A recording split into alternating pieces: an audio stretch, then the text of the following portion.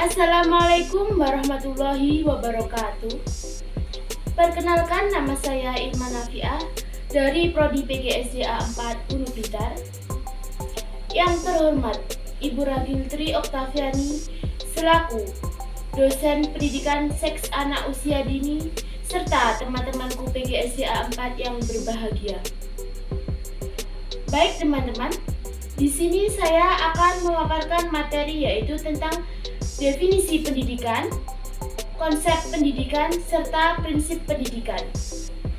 Menurut Undang-Undang Nomor 20 Tahun 2003, pendidikan adalah usaha sadar dan terencana untuk mewujudkan suasana belajar dan proses pembelajaran agar peserta didik secara aktif mengembangkan potensi dirinya untuk memiliki kekuatan spiritual keagamaan, pengendalian diri, kepribadian, kecerdasan, akhlak mulia, serta keterampilan yang diperlukan dari dalam dirinya, masyarakat, bangsa, dan negara. Yang kedua yaitu konsep pendidikan. Ada yang tahu bagaimana konsep pendidikan di Indonesia? Oh iya, benar. Di sini saya akan menjelaskan tentang konsep pendidikan. Pendidikan juga merupakan faktor terpenting dalam memajukan suatu negara. Segala aspek kehidupan tidak dapat terlepas dari peran pendidikan. Ketika suatu negara ingin menata negaranya, maka negara tersebut perlu menata sistem pendidikannya terlebih dahulu. Dalam hal ini, komponen-komponen di dalam pendidikan baik pendidik, peserta didik, kurikulum, lingkungan tempat pendidikan, sumber, dan alat pembelajaran harus saling mendukung agar tujuan pendidikan yang ingin diraih dapat tercapai. Suatu negara perlu menggunakan teori-teori pendidikan sebagai dasar untuk mengatur sistem pendidikannya. Ki Hajar Dewantara juga menyatakan bahwa pendidikan pada umumnya berarti daya upaya untuk memajukan budi pekerti atau kekuatan batin, pikiran atau intelektual dan jasmani anak-anak, selaras dengan alam dan masyarakat.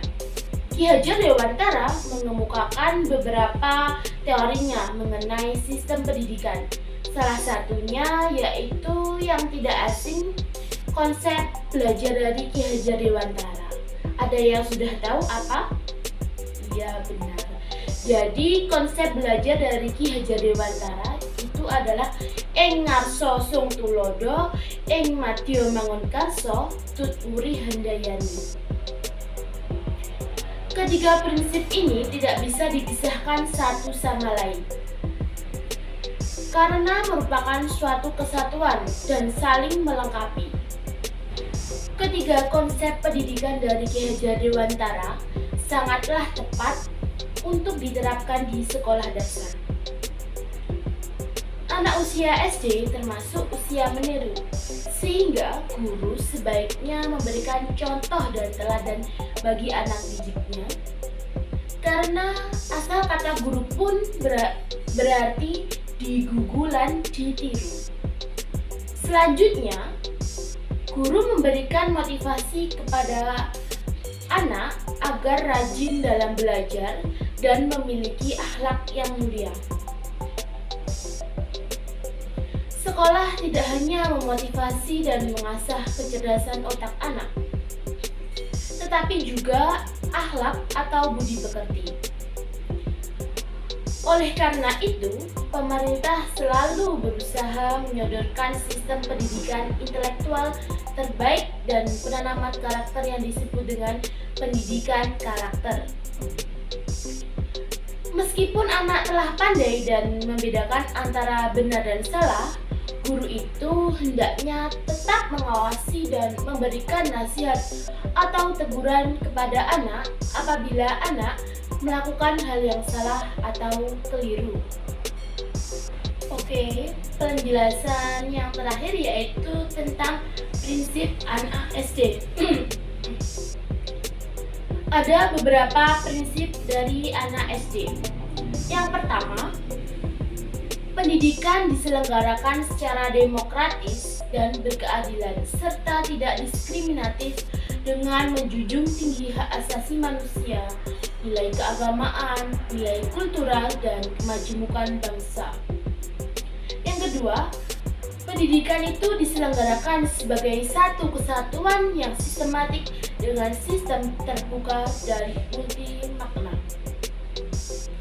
Yang ketiga, pendidikan diselenggarakan sebagai suatu proses pembudayaan dan pemberdayaan peserta didik yang berlangsung sepanjang hayat.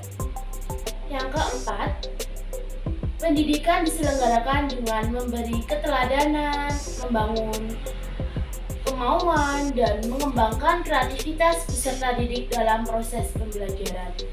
Yang kelima, pendidikan diselenggarakan dengan mengembangkan budaya membaca, menulis, dan berhitung bagi segenap warga masyarakat. Yang terakhir atau yang keenam, pendidikan diselenggarakan dengan memberdayakan semua komponen masyarakat melalui peran serta dalam penyelenggaraan dan pengendalian mutu layanan pendidikan. Itu tadi materi penjelasan dari saya. Apabila ada kesalahannya, mohon dimaafkan. Akhir kata, wassalamualaikum warahmatullahi wabarakatuh.